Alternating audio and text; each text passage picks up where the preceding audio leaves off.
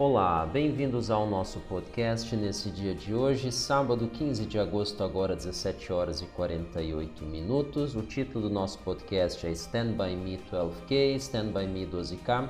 É uma referência tanto aos 12K de resistência quanto ao fato de que nós mantemos a nossa opinião de que essa é a nossa resistência, ela deve ser mantida.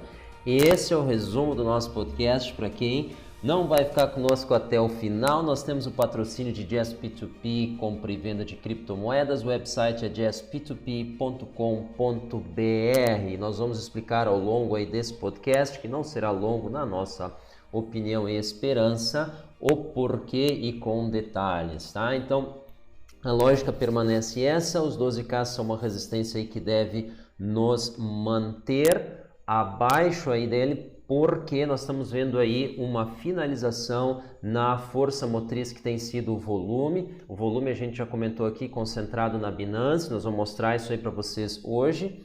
E a gente vê com falta de volume, os preços aí devem recuar, isso não interfere a tendência altista que a gente vem vindo aí no gráfico semanal.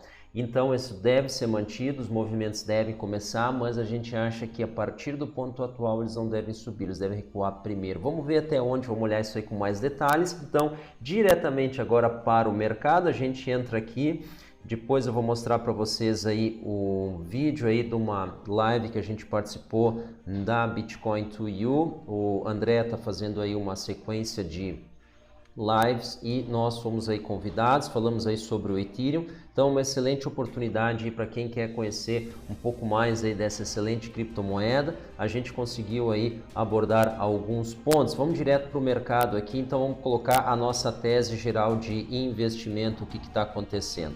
Vamos dar uma olhada aqui no volume negociado nas últimas 24 horas. A gente tem aqui a Binance, líder de movimento, líder de volume, 9 bilhões de dólares negociado nas últimas 24 horas. A gente tem aqui o volume e a gente vê as outras principais, Huobi Global com 2,4 bi e OKEx com 1,5, ou seja, o volume está bastante concentrado na Binance. Dessa forma, a gente vê o principal driver nesse contexto, o token da Binance, né? Esse BNB, cotado em Tether, provavelmente esse é o mercado mais líquido, então ele está agora testando aí o fundo dos 23, então 23,13 nesse momento aí no gráfico. Então o que a gente vê? A gente vê esse token subindo em direção aos 24 como bullish aí para os preços tanto da Bitcoin quanto do Ethereum, tá? Do contrário, ele pode sofrer um recuo. A gente olhando aqui, ele está abaixo aí da sua média móvel das últimas 20 horas, é possível que ele faça um recuo até os 22,6. Assim sendo, nós vemos aí uma possível retração correspondente dos preços tanto na Bitcoin quanto no Ethereum. Os valores exatos, claro, a gente vai olhar. Então, a gente vê a direção da Bitcoin e, consequentemente, então, das demais, determinada pela direção intraday dos preços da BNB. Essa tem sido a sequência. Agora, claro, a gente não pode excluir um possível spike. Nesse caso, a gente deve ter um spike também correspondente. O spike seria uma alta e súbita nos preços do BNB. A gente vai ter um reflexo aí na Bitcoin e daí mais adiante, logo a seguir, na Ethereum, tá? Tem sido essa a sequência, mas descartada essa possibilidade, a gente vê logo acontecendo aí um movimento, em especial por essas colunas descendentes aqui de volume que vocês veem aí no fundo da tela. Então isso aí abriria espaço para um movimento súbito em breve, tá? Um movimento súbito em breve, tá? Então vamos voltar aqui para Bitcoin. E aqui a gente tem então o nosso gráfico aí tradicional de 1 hora, as médias. A gente vê aqui Bitcoin nesse momento operando abaixo da média móvel das últimas 20 horas. Ela deve então seguir um possível recuo até a sua média móvel de 50 horas. Vamos dar uma olhada aqui aonde? Exatamente aqui 11K7, 11K8, né? 11.750. uma possível primeira parada. Caso o movimento continue, a gente deve ir até os 11K6, então nada assustador, tá?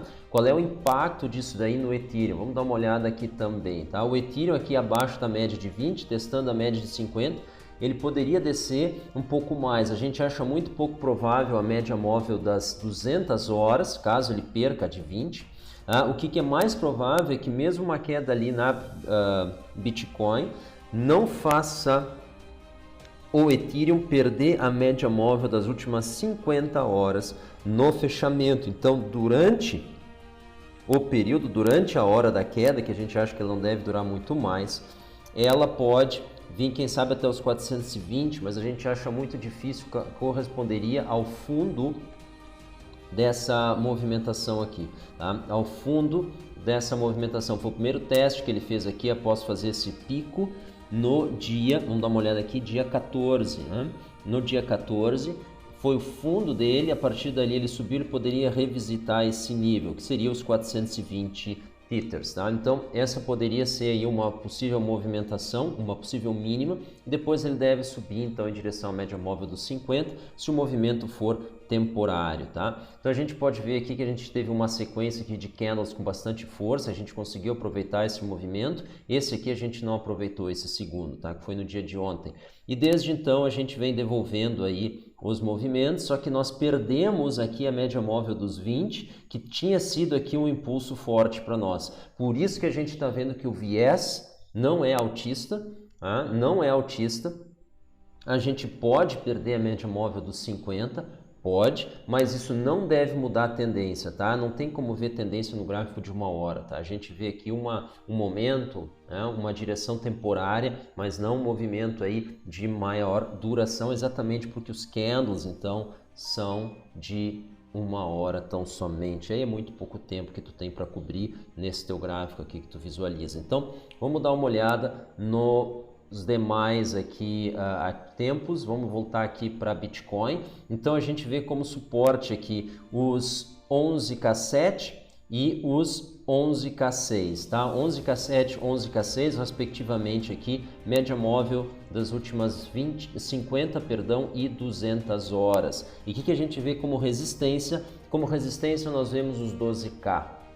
Como resistência nós vemos 12K, é a mesma resistência de antes, ele pode subir, etc, mas 12K a gente não vê eles sendo cruzados, tá? E qual é a grande evidência que a gente tem que estar visível aqui? Vamos ver se vocês adivinham isso aí, porque vocês já estão acompanhando a gente há mais tempo, tá?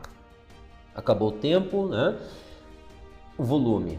Observem essa coluna aqui de volume associado a esse candle. Com todo esse volume nós não conseguimos romper os 12K. A gente acha que com isso aqui que nós estamos tendo de volume, que é uma fração do que a gente teve ali, não conseguiremos, tá? Então por isso 12K segue sendo a nossa resistência. Ele subiu até 11.980, ele não cruzou os 12 para cima, a gente acha que ele não cruza agora. Estamos convictos disso, e a prova que nós estamos convictos disso é que a gente não tem um Satoshi ou equivalente em qualquer criptomoeda agora. Nós estamos esperando uma queda. Até onde ela vai a gente não sabe, mas a gente espera essa queda, tá? Então essa aí é a nossa posição. Então vamos adiante, vamos entrar no gráfico diário, porque a Sapucaí é longa e o tempo ruge, né? Dizia o nosso finado José Maier. Então, o que nós temos aqui? A gente pode ter mais um recuo à média diária dos 20 dias. Seria muito interessante isso aqui, tá? Por quê? Porque isso é uma oportunidade de compra. Nós estamos falando dos 11K5. Então, a gente pode descer até os 11K5. A gente pode descer até os 11K5 no diário. Então, notem, a gente tem aí suportes cada vez inferiores, mas bastante bem posicionados, tá? 11K5 tá ótimo aí para um recuo no gráfico diário, tá muito próximo do que a gente vem tendo aqui. Vamos dar uma olhada aqui no Ethereum, o que isso implica. Vamos para o diário aqui também.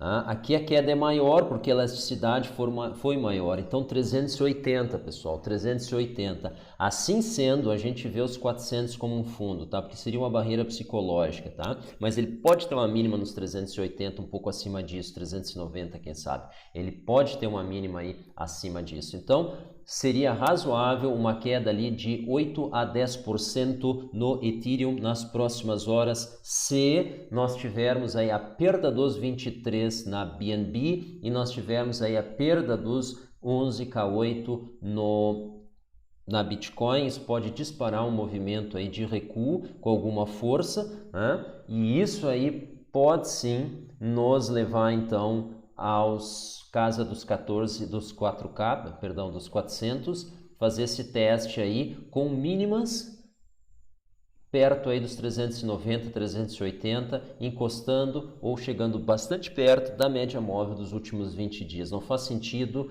considerar a perda dela pela tendência de alta que a gente tem, pela posição que as criptos estão e pelo impulso bullish que elas vêm tendo, tá? Então nós não imaginamos que os 380 sejam perdidos no fechamento diário, tá? Essa é a nossa realidade por enquanto, é assim que a gente está interpretando os gráficos. Vamos dar uma olhada agora, a gente volta para Bitcoin e apresenta aqui o semanal. Depois vocês digam para a gente aí nos comentários se vocês preferem que a gente faça a varredura dos ativos no mesmo tempo ou faça a varredura de cada ativo separado em todos os tempos, como a gente vinha fazendo antes, tá? Qual é o modelo que para vocês é melhor? Se tanto faz, pode dizer também que daí a gente fica alternando quando a gente achar um mais apropriado ou o outro, tá? O que vocês achar melhor para nós, tá bom, né? Porque no fim das contas os mesmos números, né?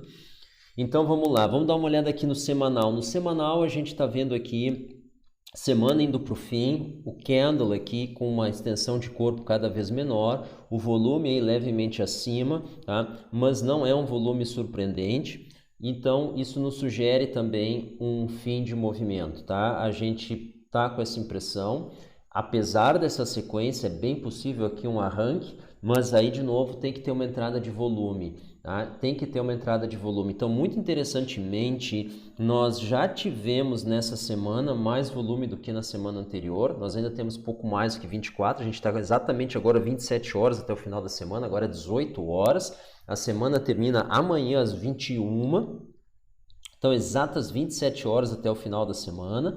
E nós não estamos vendo aí um fechamento acima das máximas aí recentes, que seria ali os 12K, tá? Então nós não estamos vendo isso, tá? Por quê? Porque a gente não está vendo volume suficiente para fazer esse teste, tá? Nós nunca, boa pergunta, vamos ver isso agora aqui. Nós desde 2017 nós nunca fechamos uma semana subindo e acima dos 12K.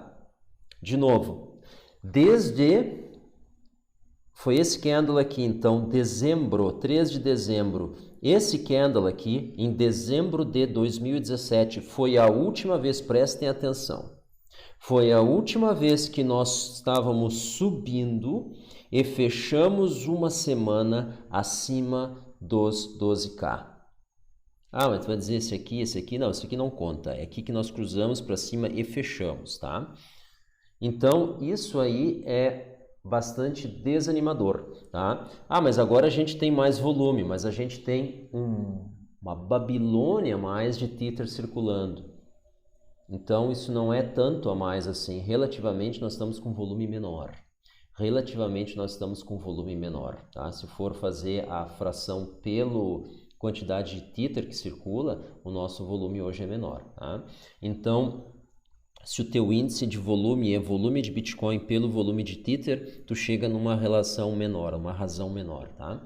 Então, nós estamos agora fechando a semana com, se fosse terminar agora, acima dos picos anteriores. Isso é interessante. Então, talvez o rompimento dos 12K fique para a semana seguinte por dois motivos. Assumindo que a gente feche essa semana acima desses fechamentos anteriores aqui que aconteceram em junho, julho, bastante interessante isso.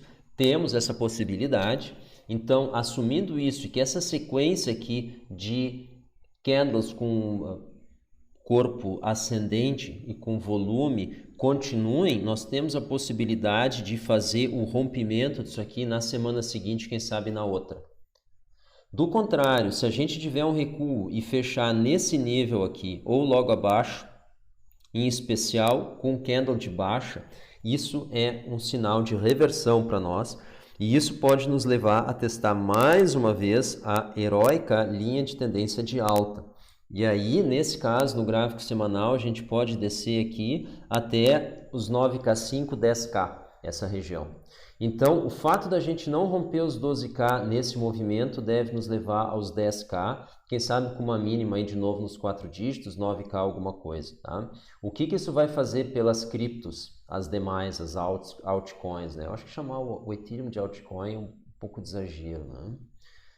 Porque senão tu coloca o Ethereum na mesma categoria daquelas coins que nem sabe o nome direito, mal e mal tem volume, nem sabe direito onde é que elas são negociadas, sabe?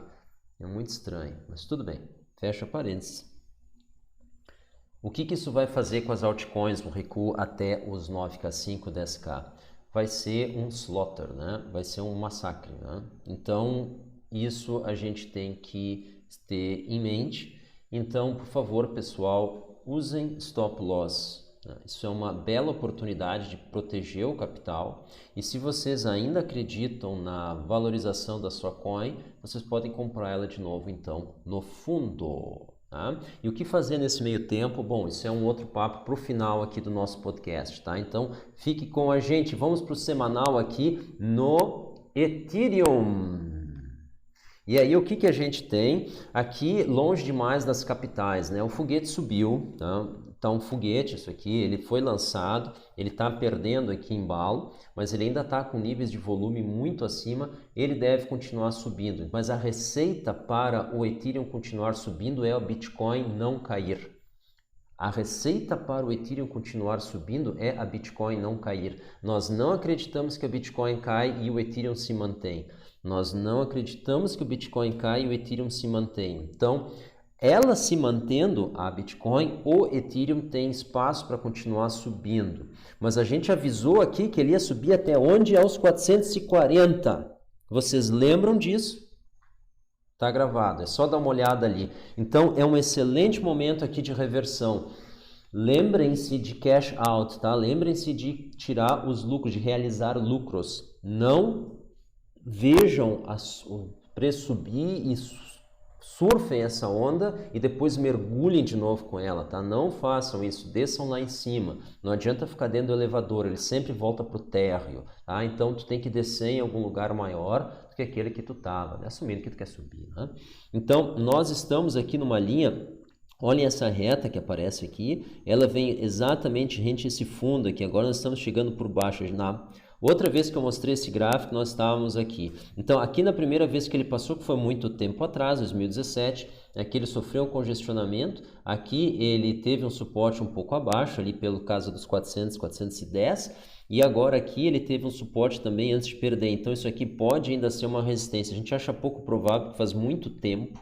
Então, sabe-se lá se o mercado vai ter a mesma memória, a gente acha que não, talvez é uma coincidência, mas a gente vê aqui como um ponto de reversão, a gente saiu um pouco antes, a gente saiu nos 417, 420, nós não íamos conseguir ficar acompanhando o mercado, a gente achou prudente sair, tá? Então, a gente estava operando nos futuros, a gente encerrou os contratos, a gente liquidou a margem e a gente está agora em stable, esperando aí os bons ventos soprarem na direção aí que a gente se posicionou. É isso, tá? Então, essa encerra aí a nossa análise. Nós não vamos fazer análise do dólar, nós não vamos fazer análise de coisa nenhuma, porque nós estamos aí no final de semana, mas a gente vai, então, mostrar para vocês aqui a Bitcoin to You, páginas do canal da Bitcoin to You. Nós temos aqui a entrevista aqui que a gente fez com o André Horta. Aliás, muito obrigado aí pela oportunidade. A gente falou sobre o Ethereum,